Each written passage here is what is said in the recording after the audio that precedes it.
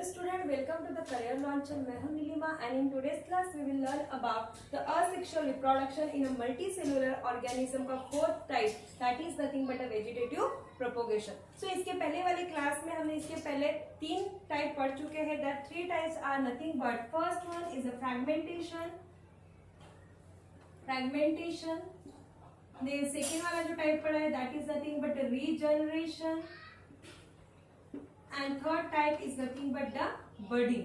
So fragmentation में जो हमने एग्जाम्पल पढ़ा था वो किसका पढ़ा था? हमने किसका पढ़ा था? स्पायरोगायरा का पढ़ा था, which is nothing but the algae, which is nothing but a green algae. Regeneration में जो हमने एग्जाम्पल पढ़ा था, मैं यहाँ पे लिख देती हूँ. फ्रेगमेंटेशन में जो एग्जाम्पल पढ़ा था that is nothing but the spirogyra का पढ़ा था, that is nothing but the green algae. Regeneration में जो एग्जाम्पल पढ़ा था वो पढ़ा था हमने प्लानेरिया का. एंड बडिंग में जो एग्जाम्पल हमने पढ़ा था वो किसका था?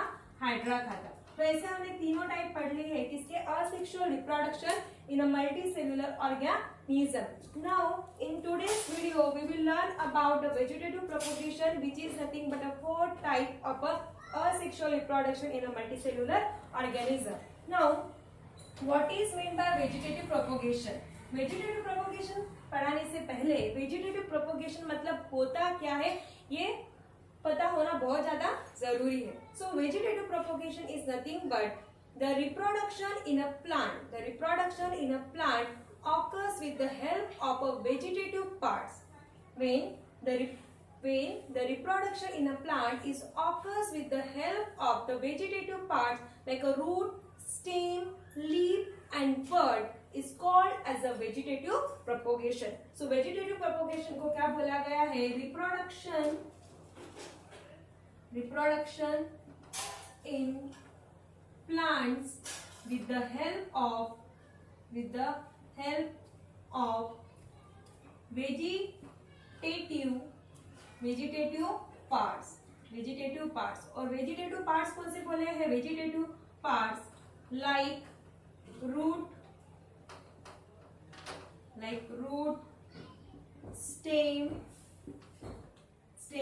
leaf and bud is called as vegetative propagation. मतलब वेजिटेटिव प्रोपोगेशन में जो रिप्रोडक्शन होता है प्लांट के अंदर वो किस तरीके से होता है? किसकी हेल्प की वजह से होता है? Due to the vegetative parts. और वेजिटेटिव पार्ट्स कौन से बोले हैं? That vegetative parts are nothing but the root, stem, leaf and the bud. This four are nothing but the vegetative parts जिसकी वजह से प्लांट के अंदर रिप्रोडक्शन होता है and that process of reproduction is nothing but the vegetative propagation. तो यहाँ पे डेफिनेशन समझ में आई है. वेजिटेटिव प्रोपोगेशन का मतलब क्या होता है? Vegetative propagation which occur inside the plant with the help of vegetative parts like a root, stem, leaf and a bud is called as a vegetative propagation. So यहाँ पे मैंने जो डायग्राम ड्रॉ की है, यहाँ पे मैंने तीन डायग्राम ड्रॉ किए हैं. वो कौन से हैं? Bryophyllum leaf. ये जो लीफ है देखो ये सब ऑलमोस्ट ये सभी के घर में होता ही है ये वाला प्लांट. तो अगर होगा ये है ब्रायोफाइलम लीफ. सो ये वाला जो लीफ है ये लीफ कुछ इस तरीके का दिखता है. ठीक है. देन है यहाँ पे ये जो सेकेंड वाली डायग्राम है वो है स्वीट पोटैटो. स्वीट पोटैटो को मराठी में बोला जाता है कंदमुड़ा. क्या बोला जाता है?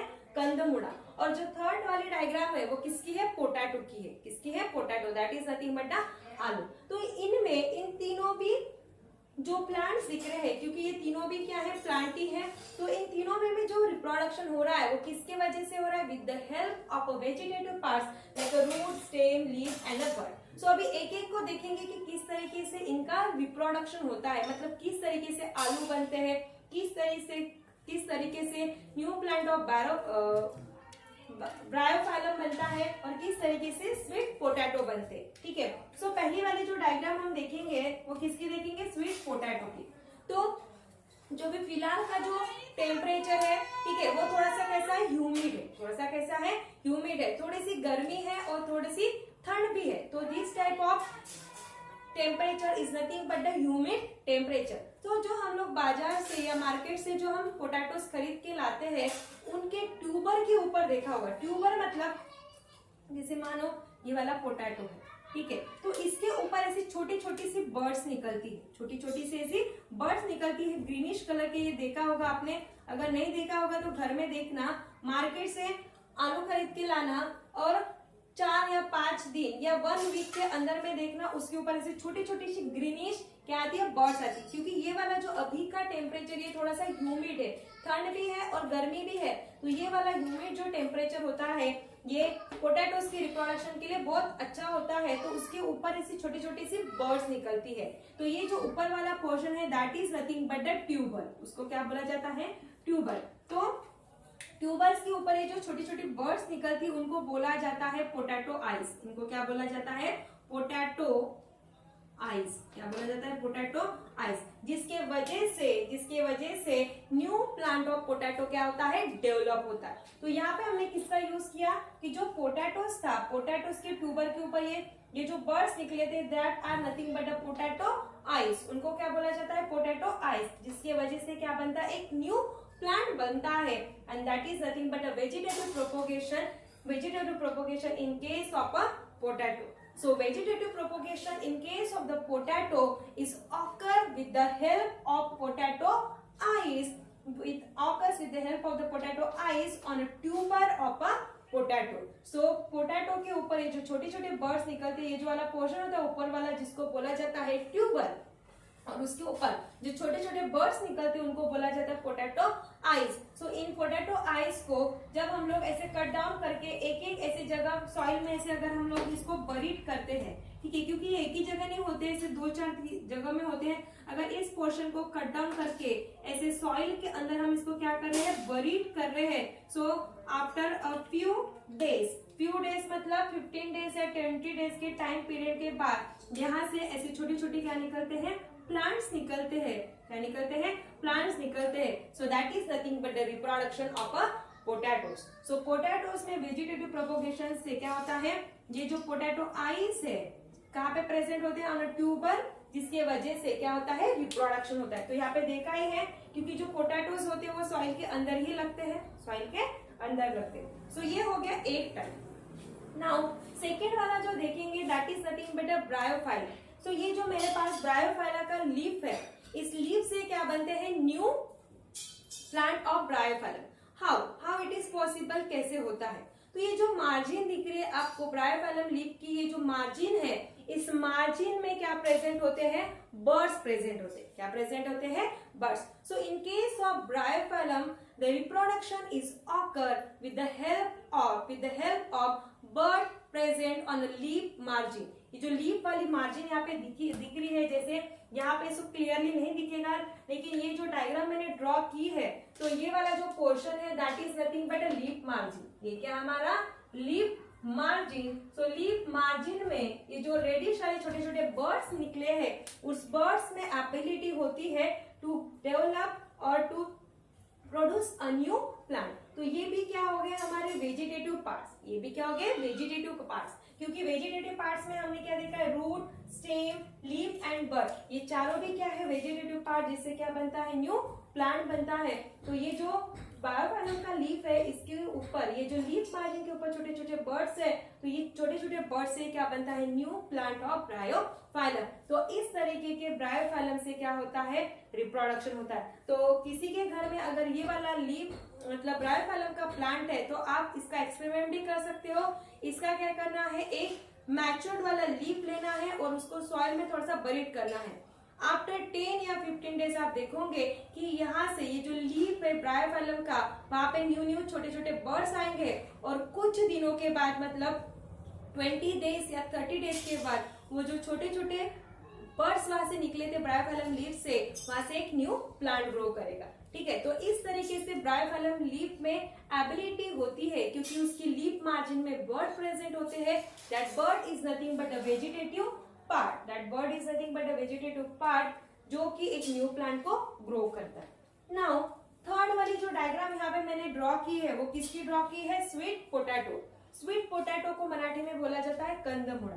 तो ये भी क्या है, ये भी एक फ्रूट है जो कि प्लांट जो कि सॉइल के नीचे में ग्रो करता है. तो यहाँ पे क्या होता है कि जब हम मार्केट से स्वीट पोटैटो परचेस करके लाते हैं, स्वीट पोटैटो के ऊपर ऐसे छोटे छोटे क्या होते हैं, रूट्स होते हैं। क्या होते हैं, रूट्स होते हैं। तो अगर उस रूट्स को हम लोग कट डाउन करके सॉइल में बरीड कर रहे हैं तो उस रूट से एक न्यू प्लांट ग्रो करता है। तो यहाँ पे ये जो छोटे छोटे रूट्स दिख रहे हैं, ये जो छोटे छोटे रूट्स दिख रहे हैं, this roots are nothing but the vegetative parts. This roots are nothing but the vegetative part जिनके अंदर एबिलिटी है to produce a new plant, to produce a new plant. तो ये जो स्वीट पोटैटो है या कैरोट है या रेडिश है, कैरोट्स मतलब क्या होती है हमारी गाजर, और रेडिश क्या होती है हमारी मूला।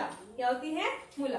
तो यहाँ पे जैसे ये वाला पोर्शन है तो यहाँ पे आ गया carrot,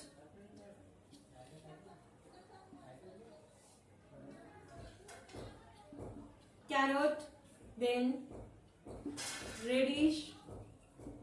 These are nothing but the plants which grow with the help of a roots vegetative parts. तो ये रूट्स के वेजिटेटिव पार्ट से क्या करते हैं, ग्रो करते हैं। तो ये जो एग्जांपल हम लोग देख रहे हैं ये तो हमारे डे टू डे लाइफ के ही है। हमारे लाइफ में हम इन चीजों को ऑब्जर्व करते हैं। तो जैसे किसी के घर में अगर स्वीट पोटैटो होगा, कैरोट होगा या रेडिश होगा तो उसको थोड़ा सा डीपली ऑब्जर्व करना, उसके ऊपर छोटे छोटे से रूट्स होते हैं। अगर एक्सपेरिमेंट करना ही है तो उसको थोड़ा सा कट डाउन करिए जहां से रूट है और उसको सॉइल में बरीड करिए, सॉइल में लगाइए। तो आफ्टर फ्यू डेज आप ऑब्जर्व करेंगे वहां से क्या निकलेगा, एक न्यू प्लांट ग्रो करेगा। क्योंकि जो रूट यहाँ पे प्रेजेंट है, that root is nothing but the vegetative part जिसके अंदर एबिलिटी है टू रिप्रोड्यूस। ठीक है, सो यहाँ पे हमने ये तीनों एग्जाम्पल पढ़े हैं जो कि आपके बुक्स में दिए हुए।